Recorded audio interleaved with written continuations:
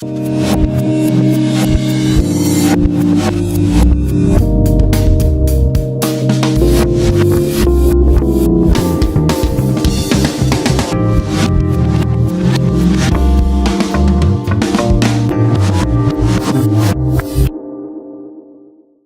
everybody, welcome back to Movie Reviews.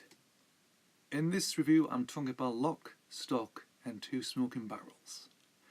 This is Guy Ritchie's directorial debut, and this was released in 1998, quite interestingly.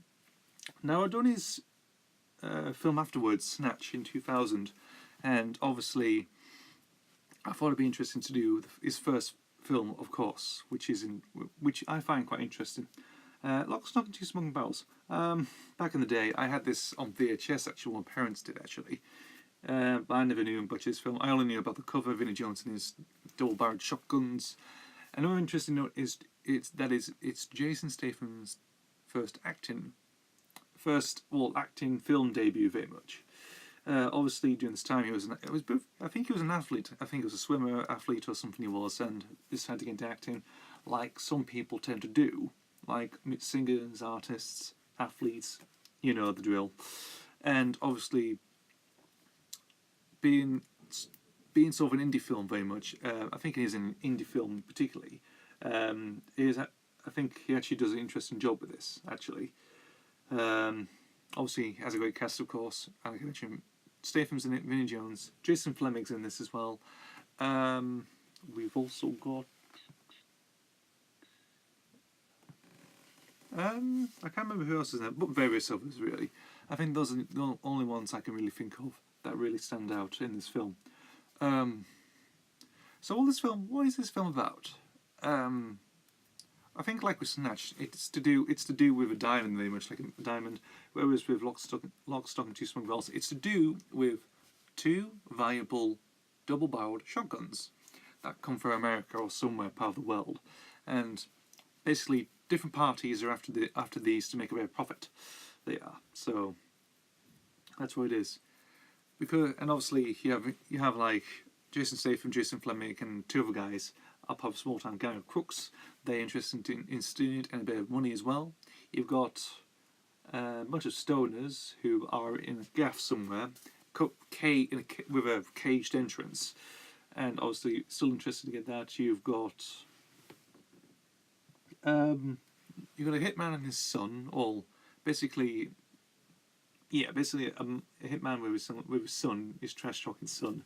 After this is sort of working for a boss, and then wanted to take that. Wanted the end. So I think that's So that's my sort of vague synopsis of this film. It's just parties after just rare guns, really, to make a profit. Very interestingly, it's funny. It's hilarious. There's some good funny moments in this film. Acting at some point is it's hilarious. It is, and I do enjoy it. I can see why it's popular. People like this, and yeah. What do I think else? So overall, no. But overall, the acting's fantastic. And the direction that Guy Ritchie actually did is fantastic. It's got this gritty feel to it, which is good. A nice gritty realism of East End Britain, quite good. One thing to mention about this, it has a few guest stars, of course. First of all, you've got Sting. Yes, that's Sting from The Police. He plays one of the crooks' fathers, who actually runs a bar. He does, quite interestingly. And then the other one is Rob Brydon, comedian Rob Brydon, who remembers from Gavin and Stacey and a few other things, and those cruise adverts he still pops up now and again.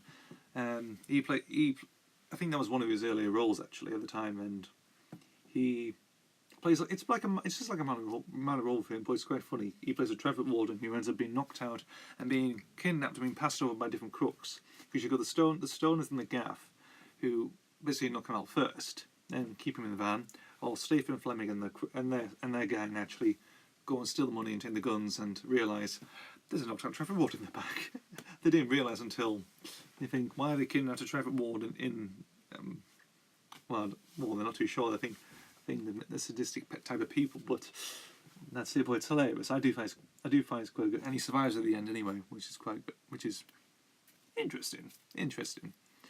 Um, Obviously, there's a bit of you've got to have a bit of violence in this film, in the Guy Ritchie film. Nice bit of shootouts, got a bit of blood in there. Not too violent like Tarantino. Not too much all full and gore and stuff, but a bit of blood spurt in there, and there you have it. Nice, good, decent action scenes. Bit of a good flick. Oh, I forgot the sort of the black British gangster as well. I forgot his name now, but Afro dude and mustache and stuff. Hilarious he is. He's got that high pitched type of like, you're gonna mess with me, cat, or something. I don't know if that's a line in the film, but quite good, hilarious, and shame that he gets killed in the end. He gets caught in the crossfire and gets all bullets pelted in him. Yeah. One thing to mention is the soundtrack to this film.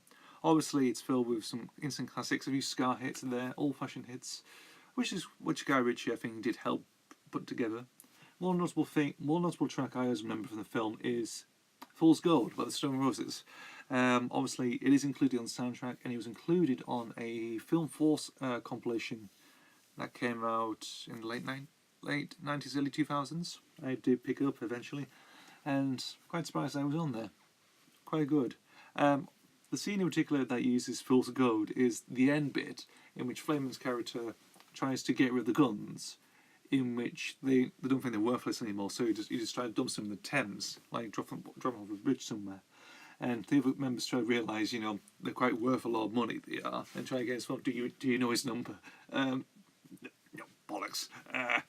All that sort of thing. And obviously he struggles a bit actually with Flemon's character. Like, he drops it, but there's a little beam underneath the bridge, and it's that funny comedy moment in which you think you got rid of something, but it's there, and it's like, oh, bollocks, I have to go and sort it out, like climb over the ridge of the bridge while falling into the Thames.